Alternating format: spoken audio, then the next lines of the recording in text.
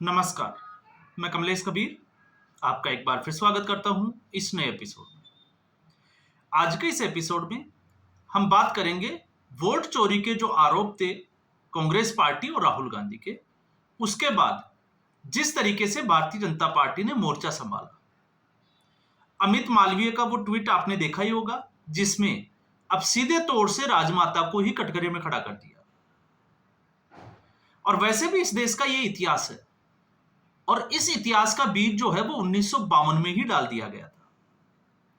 कल भी हम बात कर रहे थे जिसमें हमने कोट किया था शंभुनाथ टंडन की एक किताब का एक लेख का, कि किस तरीके से जवाहरलाल नेहरू ने, क्योंकि उनके अजीज दोस्त हुआ करते थे मौलाना आजाद, और मौलाना आजाद अजीज दोस्त इसलिए थे क्योंकि वो मुस्लिम थे और उनका जीतना जरूरी इसलिए था रामपुर की उस सीट से क्योंकि वहां पर मुस्लिम तुष्टीकरण की राजनीति जो है वो नेहरू की वो फिट बैठती थी। फिर उसके बाद में जो खेल चला उसको हमने जो है वो पिछले एक वीडियो में जो है वो विस्तार से उसको समझा। फिर उसके बाद में धीरे धीरे जो है वो कई खबरें जो है वो आप देखोगे कंट्रोवर्सी के साथ में, कि किस तरीके से बिहार जैसे राज्यों में तो जो है वो एक तरीके से डाकुओं का कब्जा तक होता था। राजनेता जो है वो उनके साथ डील करते थे कि किसको जिताना है, पैसे लेकर वो उसको जिताते थे। इस तरीके की खबरें और कई जगह तो जो है वो आपको फुटेज भी देखने को मिल जाएंगे। लेकिन ऐसी स्थिति में कांग्रेस पार्टी अपने ही बनाए हुए जाल में जो है वो फंसती हुई नजर आती है। अब राहुल गांधी के एक कर्नाटका की उस सीट का जो मुद्दा था, अब आप देखिए कि वो कहां पर जाकर और गांधी परिवार को कटघरे में लाकर खड़ा कर दिया। और जब जब ये चीजों के ऊपर जब सवाल उठेंगे तो आप मान के चलिए कांग्रेस पार्टी जो है वो कटघरे में खड़े होगी। अब चूंकि कल स्वतंत्रता दिवस है, सबकी नजरें जो है वो प्रधानमंत्री नरेंद्र मोदी के भाषण के ऊपर होगी। तो एक कि वो डोनाल्ड ट्रंप को लेकर जो है वो किस तरीके का बयान देते हैं, किस तरीके का भाषण देते हैं, और दूसरा आने वाले दिनों में एनडीए का क्या जो है वो प्लानिंग है, किस तरीके से वो काम करेगा, उसको लेकर एक जो है खाका तैयार जो किया जाता है उसकी वो नींव भी रखेंगे कल के दिन। तो कल का दिन जो है वो बड़ा इंपॉर्टेंट है। अब कल के दिन के बाद में राजनीति में क्या क्या हो सकता है जिसकी प्रबल संभावना है। तो आपने एक चीज देखा, इस वक्त राहुल गांधी पूरे तरीके से बौखलाए हुए हैं, उनको सूझ नहीं रहा कि किस मुद्दे पर बात करें, क्योंकि जो मुद्दा उन्होंने वोट चोरी का उठाया, क्योंकि जिस तरीके से मामला वोट चोरी का नहीं है, मामला है मतदाता सूची की गड़बड़ी का। और इतने बड़े पैमाने पर मैन्युअली अगर कोई काम किया जाता है तो उसमें गड़बड़ी की आशंकाएं पूरी तरीके से रहती है।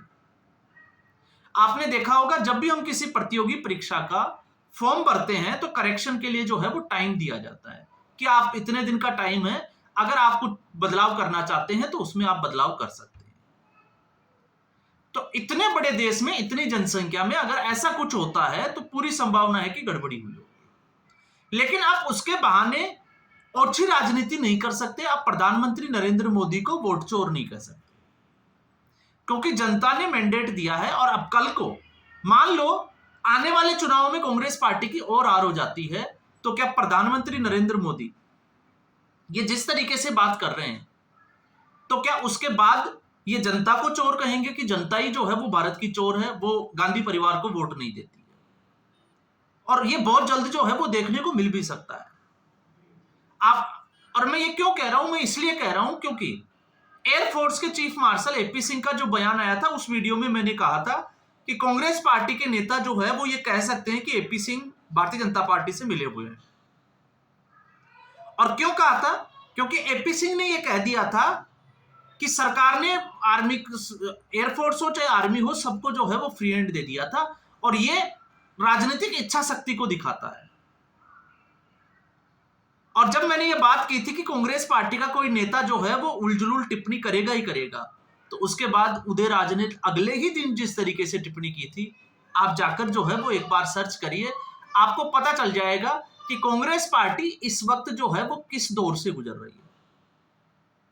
और उससे भी बड़ी बात, जब हम ये कहते हैं तो आप मानकर चलिए कि अब कुछ ऐसा होने वाला है इस देश में बड़ा, जिसके बाद राजनीतिक उठापटक होना जिसको कहते हैं कि संभवतः नजर आ ही रही है।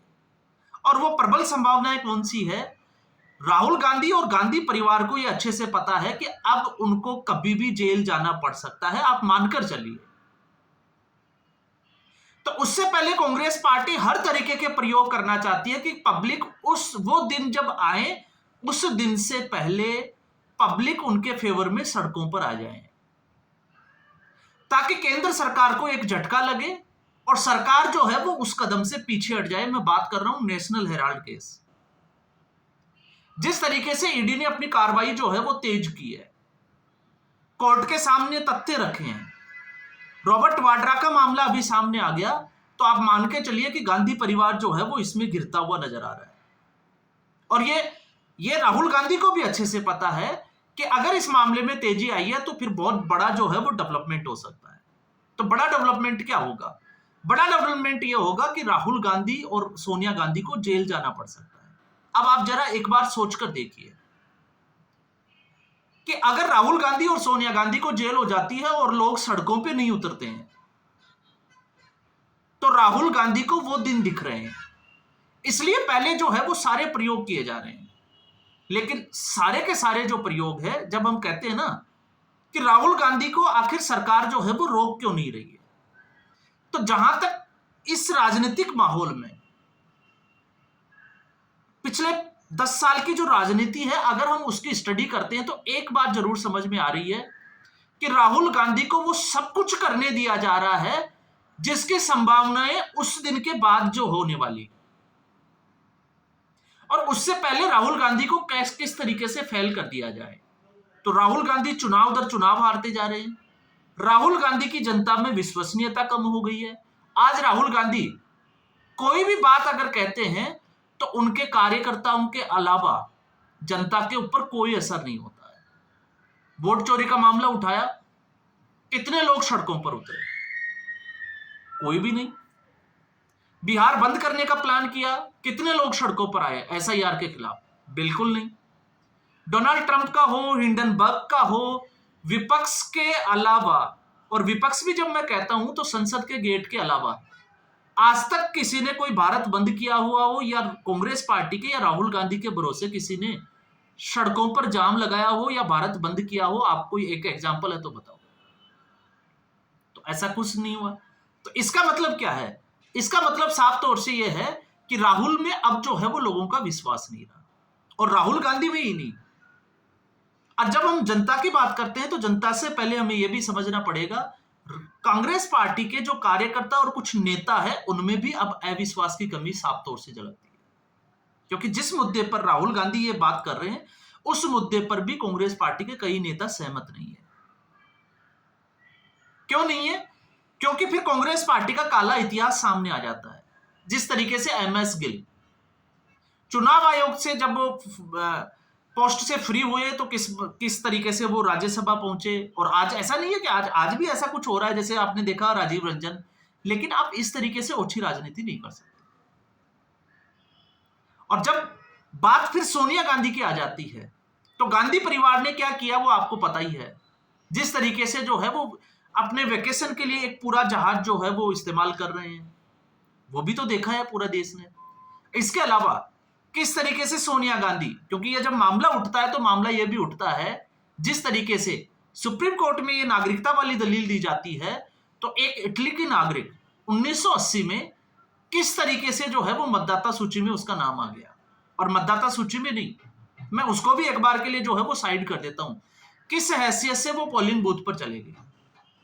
वो फोटो तो आपने देखी ही होगी, क्योंकि कांग्रेस पार्टी हर किसी बात को जो है वो नकार सकती है, लेकिन उस फोटो को कैसे नकारेगी? और जब ये होता हुआ प्रतीत होता है तो आप समझ सकते हैं कि 1983 में उनको जो है वो भारत की नागरिकता मिलती है, लेकिन 1980 से नई दिल्ली का जो सफदरगंज 1 का जो पता है, जो इंदिरा गांधी का आवास था, वहां पर मतदाता सूची में सोनिया गांधी का जो नाम है वो मतदान केंद्र संख्या 145 और मतदाता सूची क्रम संख्या जो है वो 388 पे दर्ज है।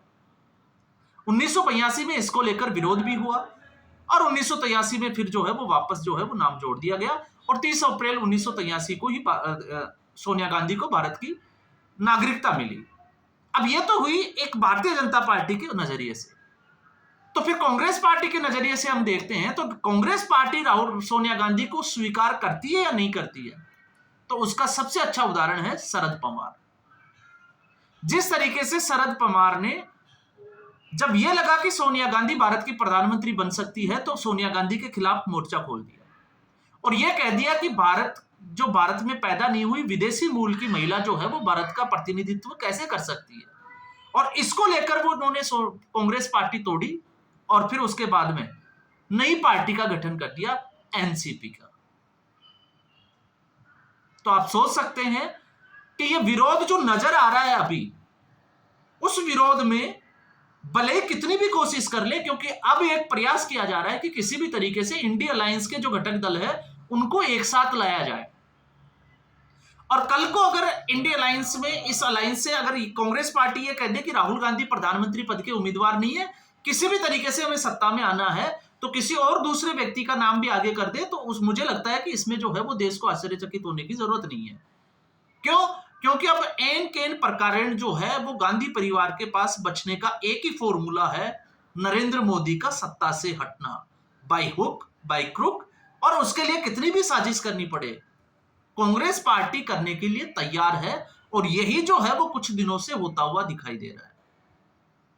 वरना हरियाणा की हार के क्या कारण थे, हम बहुत बार चर्चा कर चुके हैं। अशोक गहलोत, सचिन पायलट की हम बहुत बार चर्चा कर चुके हैं। दिल्ली विधानसभा चुनाव में तो कांग्रेस पार्टी ने प्रचार भी नहीं किया, आप जीत की उम्मीद करना तो बहुत दूर की बात है। तो अपना विश्वास लगातार जो है वो कांग्रेस पार्टी खोती जा रही है। और आने वाले समय में, कल के बाद में आप देखिएगा, इसमें बहुत सारी डेवलपमेंट भी होने वाली है। तो आज के एपिसोड में फिलहाल इतना ही। उम्मीद करूंगा वीडियो एपिसोड आपको पसंद आया होगा। वीडियो को लाइक करें, शेयर करें, चैनल जरूर सब्सक्राइब करें। धन्यवाद।